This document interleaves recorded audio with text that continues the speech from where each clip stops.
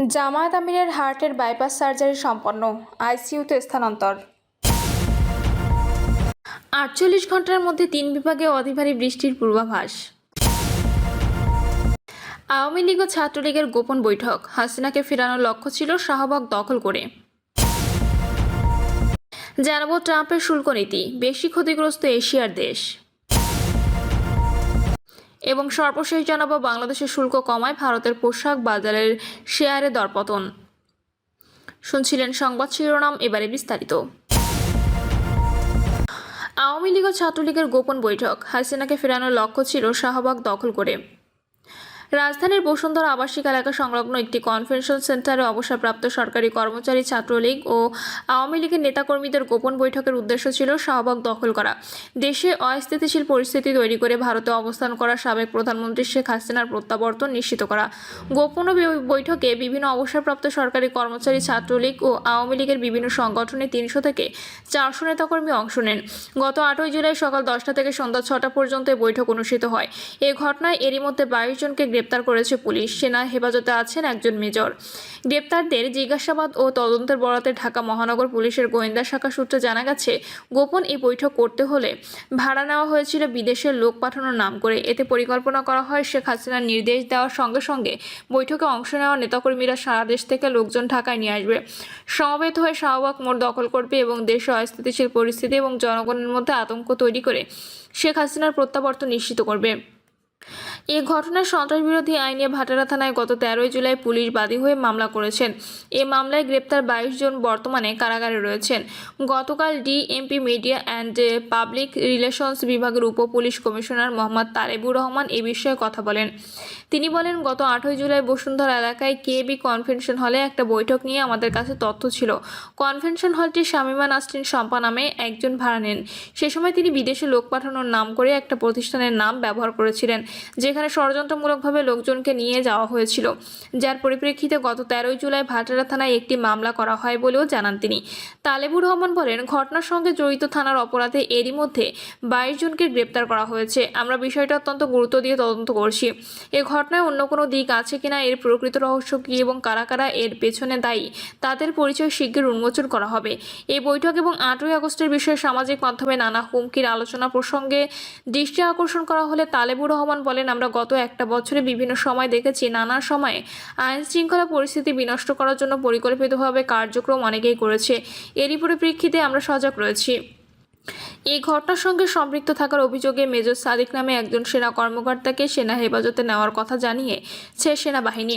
সেনা সদরে military operations অধিদপ্তরের পরিচালক ব্রিগেডিয়ার জেনারেল মোহাম্মদ নাজিমুদ্দৌলা বলেন, এরকম একটা ঘটনার কথা জানার পরে তিনি সেনাবাহিনীর হেফাজতে আছেন এবং তদন্ত চলমান। তদন্তে তার দোষ প্রমাণিত হলে নিঃসন্দেহে সেনাবাহিনীর প্রচলিত নিয়মে তার বিরুদ্ধে ব্যবস্থা গ্রহণ করা হবে। গতকাল আন্তঃবাহিনীর জনসংযোগ পরিদপ্তর জানিয়েছে, বাংলাদেশের সেনাবাহিনীর একজন কর্মকর্তার বিরুদ্ধে রাজনৈতিক সংশ্লিষ্টতা সংক্রান্ত অভিযোগ পাওয়া গেছে। এই অভিযোগে গত ১৬ই জুলাই তাকে উত্তরা এলাকা থেকে আটক করে সেনা হেফাজতে নেওয়া হয়েছে। প্রাথমিক তদন্তে ঘটনার সত্যতা পাওয়া গেছে বলে জানিয়েছেন আইএসপিআর।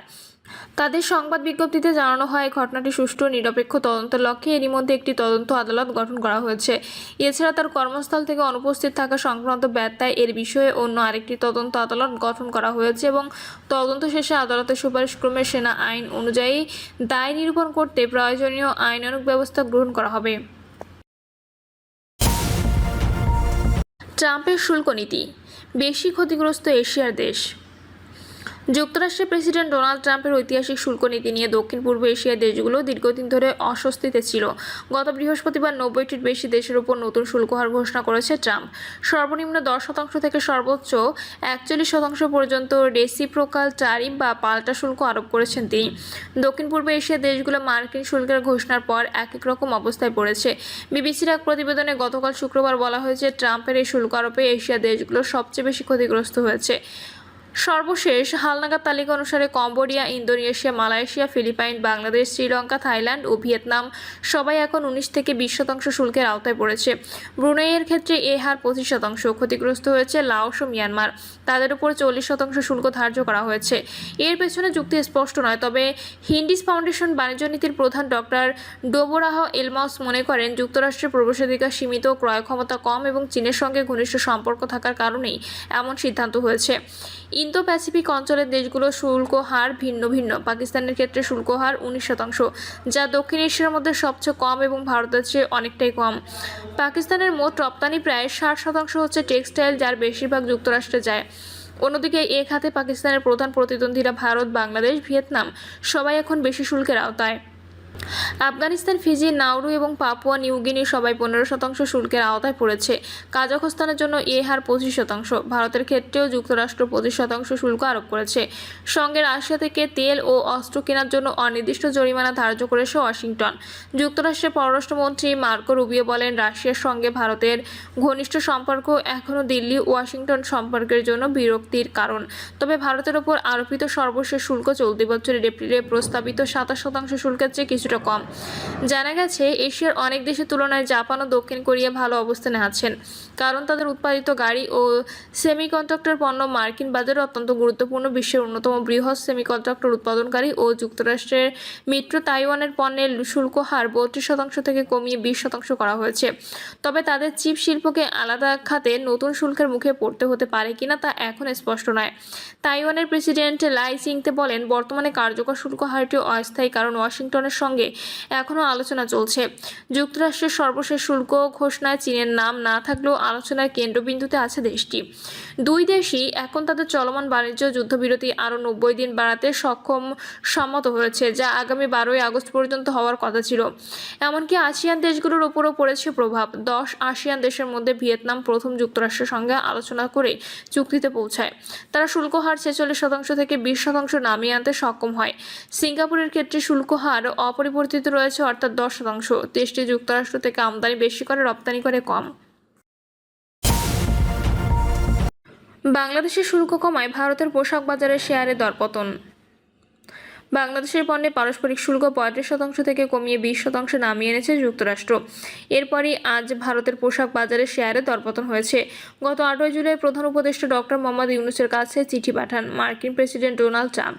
ওই সময় তিনি জানান, 1 আগস্ট থেকে বাংলাদেশি পণ্যে 35% শুল্ক আরোপ করা হবে। তবে আলাপ আলোচনার পর তিনি এ শুল্ক 20% নামিয়ে এনেছেন।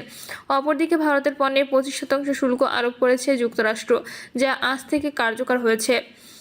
বাংলাদেশ যুক্তরাষ্ট্রে বিপুল পরিমাণ তৈরি পোশাক রপ্তানি করে। ভারত দীর্ঘদিন ধরে এ বাজারটি ধরার চেষ্টা করছে, কিন্তু প্রযুক্তি ও শ্রমের সহজলভ্যতার কারণে বাংলাদেশ এগিয়ে আছে। তবে গত মাসে যখন বাংলাদেশের ওপর ট্রাম্প 35% শুল্ক আরোপ করেন, তখন ভারতের বাজার বাংলাদেশের চেয়ে এগিয়ে যায়। ওই সময় দেশটির পোশাকের বাজারের শেয়ারের দামও বৃদ্ধি পায়, কিন্তু নতুন শুল্ক ঘোষণার পর পাল্টে যেতে থাকে চিত্র। বাংলাদেশের ওপর শুল্ক কমানোর ঘোষণা দেওয়ার পরই ভারতের কেপিআর মিলসের শেয়ার 5%, ওয়েলসনপুর লিভিংয়ের শেয়ার 2%, অলোক ইন্ডাস্ট্রিজের শেয়ার 0.8%, পিআর গ্লোবালের শেয়ার 3.7%, গোকুল দাস এক্সপোর্টের শেয়ার 2.6%, কিটেক্স গার্মেন্টসের শেয়ার 3.21% এবং বর্ধমান টেক্সটাইলের শেয়ার 2.8% কমে যায়। অপরদিকে যুক্তরাষ্ট্রের সঙ্গে পাকিস্তান বাণিজ্য চুক্তি করেছে। এর ফলে দেশটির পণ্যে 19% শুল্ক আরোপ করেছে দেশটি, যেখানে গত এপ্রিলে আরোপ করা হয়েছিল 29% শুল্ক। এছাড়া পাকিস্তানের সঙ্গে যৌথভাবে তেল অন্বেষণে চুক্তিবদ্ধ হয়েছে যুক্তরাষ্ট্র। এদিকে শুল্কে যে সর্বশেষ পরিবর্তন যুক্তরাষ্ট্র এনেছে, এতে দেখা গেছে 50টিরও বেশি দেশে শুল্ক আগের তুলনায় কমানো হয়েছে, যার মধ্যে দক্ষিণ এশিয়া ও আসিয়ানভুক্ত দেশগুলো রয়েছে। এই অঞ্চলের মধ্যে শুধুমাত্র ব্যতিক্রম ভারত, যেখানে দেশটির উপর পূর্বে ঘোষিত 25% শুল্ক বহাল রাখা হয়েছে। প্রিয় দর্শক, এই ছিল এখনকার সর্বশেষ সংবাদ। আপডেট সব সংবাদ পেতে চ্যানেলটি সাবস্ক্রাইব করে বেল আইকনটি ক্লিক করে রাখুন।